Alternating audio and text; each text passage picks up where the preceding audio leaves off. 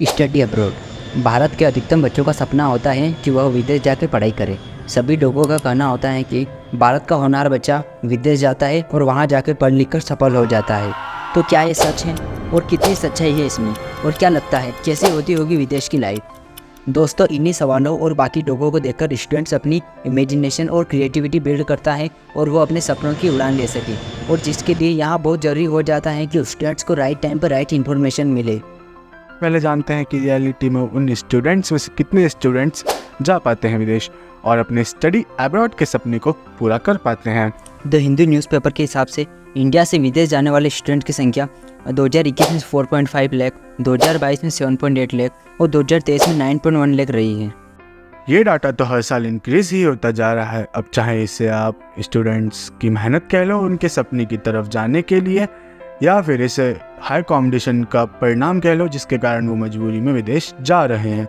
ये तो देख लिया हमने कि स्टूडेंट विदेश जा तो रहे हैं पढ़ने के लिए, लेकिन कहाँ, कौन सी फील्ड में और कौन सी कंट्री में जा रहे हैं। विकिपीडिया के अनुसार ज़्यादातर बच्चे जो इंजीनियरिंग बैकग्राउंड से हैं वो जाना पसंद करते हैं कंट्रीज़ जैसे कि Germany, France, US, UK, England and Russia. While medical students जो हैं वो जाना पसंद करते हैं कंट्रीज़ जैसे कि Russia, Ukraine, US, UK and many more.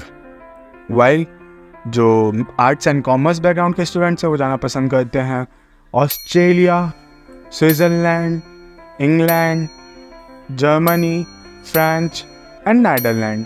Data तो हमने बहुत सारा देख लिया, स्टूडेंट्स फॉरेन जा तो रहे हैं। आइए अब जानते हैं फॉरेन जाना वर्थ इट है भी है या नहीं, स्टूडेंट्स को फॉरेन जाके फ़ायदा भी होता है या नहीं। Everything is pivotal. जैसे कि आप लोग जानते ही होंगे कि हर एक चीज़ के दो पहलू होते हैं, अच्छे और बुरे। अब ये तो इंसान की कंडीशन और उनके सर्कमस्टेंसेस पे डिपेंड करता है कि वो कैसे रिव्यूज़ देते हैं। So guys, let's see first of all कि क्या है बेनिफिट्स विदेश में जाने के और वहाँ जाके पढ़ने के। इंडियन स्टूडेंट्स के फॉरेन जाने का मेजर रीज़न है एजुकेशन।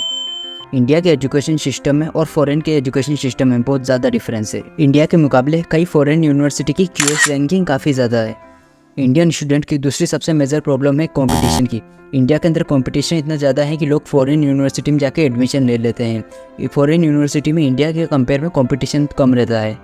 अगला है प्लेसमेंट। इंडिया के कंपेयर में फॉरेन यूनिवर्सिटी में प्लेसमेंट जल्दी हो जाते हैं due to good education system and less competition.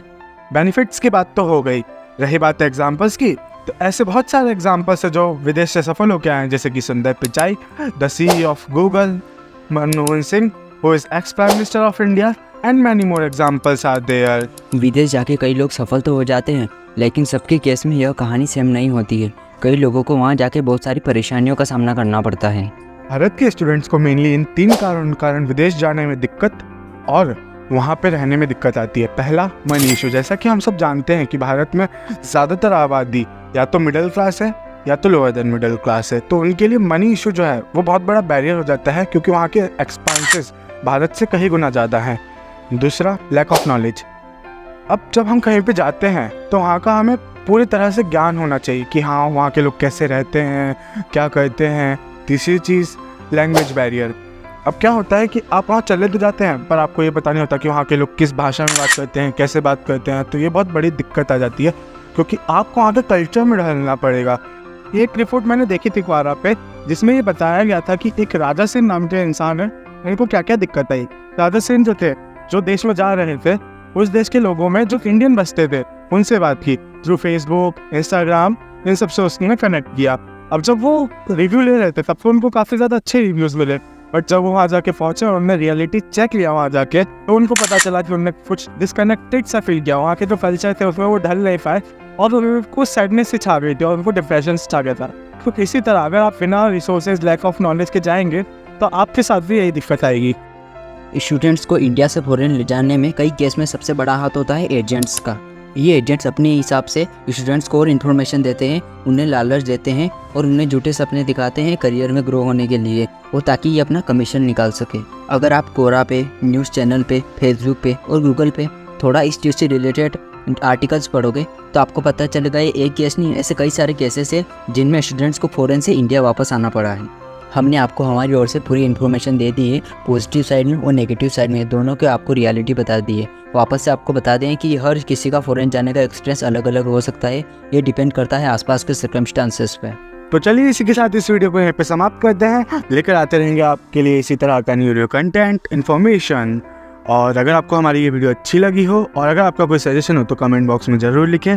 Please like, share and subscribe to our channel and bye bye guys. Thank you for watching our video.